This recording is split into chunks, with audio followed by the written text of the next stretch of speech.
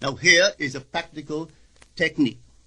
The first thing you do, you must know exactly what you want in this world.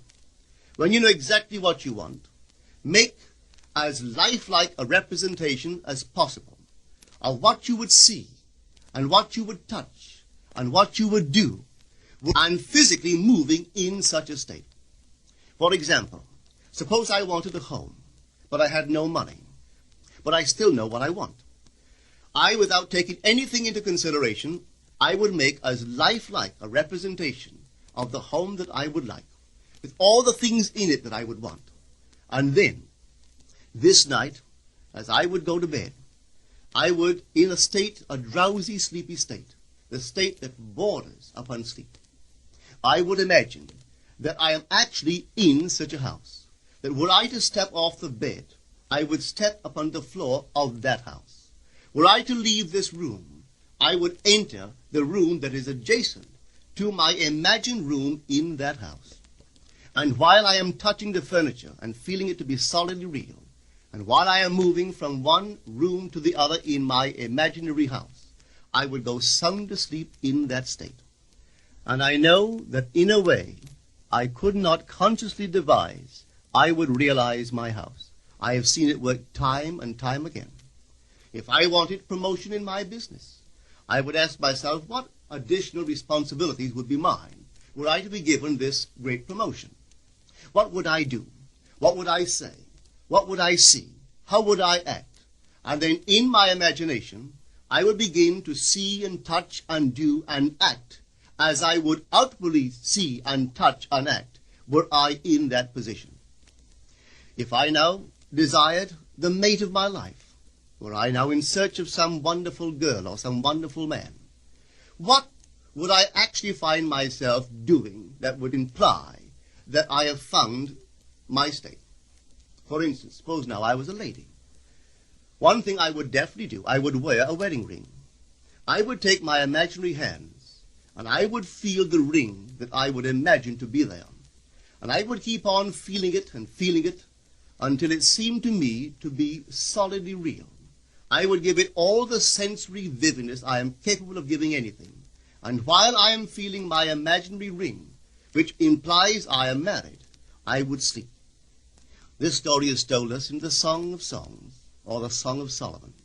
It is said, "At night on my bed, I sought him whom my soul loveth. I found him whom my soul loveth, and I would not let him go until I brought him into my mother's house, right into the chamber of her that conceived me." If I would take that beautiful poem and put it into modern English, into practical language, it would be this. While sitting in my chair, I would feel myself right into the situation of my fulfilled desire. And having felt myself into that state, I would not let it go. I would keep that mood alive, and in that mood I would sleep. That is, taking it right into my mother's chamber, into the chamber of her that conceived me. You know, people are totally unaware of this fantastic power of the imagination. But when man begins to discover this power within him, he never plays the part that he formerly played. He doesn't turn back and become just the reflective life. From here on in, he is the affecter of life. The secret of it is to center your imagination in the feeling of the wish fulfilled and remain therein. For in our capacity to live in the feeling of the wish fulfilled lies our capacity to live the more abundant life. Most of us are afraid to imagine ourselves as important and noble individuals, secure in our contribution to the world, just because at the very moment that we start our assumption, reason and our senses deny the truth of our assumption.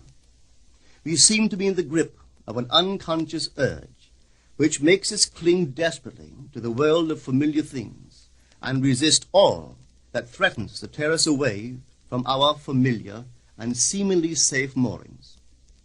But I appeal to you to try it. If you try it, you will discover this great wisdom of the ancients, for they told it to us in their own strange, wonderful, symbolical form. But unfortunately, you and I misinterpreted their stories and took it for history when they intended it as instruction to simply achieve our every objective. You see, imagination puts us inwardly in touch with a world of states. These states are existent. They are present now. But they are mere possibilities while we think of them. But they become overpoweringly real when we think from them and dwell in them. You know, there's a wide difference between thinking of what you want in this world and thinking from what you want.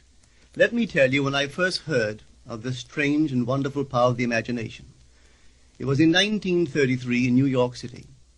An old friend of mine taught it to me. He turned to the 14th of John, and this is what he read. In my Father's house are many mansions. If it were not so, I would have told you. I go to prepare a place for you. And if I go and prepare a place for you, I will come again and receive you unto myself, that where I am, there ye may be also. He explained to me that this central character of the Gospels was human imagination. That mansion was not a place in some heavenly house, but simply my desire. If I would make a living representation of the state desired, and then enter that state and abide in that state, I would realize it. At the time, I wanted to make a trip to the island of Barbados in the West Indies, but I had no money. He explained to me that if I would that night, as I slept in New York City, assume that I was sleeping in my earthly father's house in Barbados, and go sound asleep in that state, that I would realize my trip. Well, I took him at his word and tried it. For 1 month, night after night, as I fell asleep, I assumed I was sleeping in my father's home in Barbados. At the end of my month, an invitation from my family came, inviting me to spend the winter in Barbados. I sailed for Barbados the early part of December of that year. From then on, I knew I had found this Savior in myself.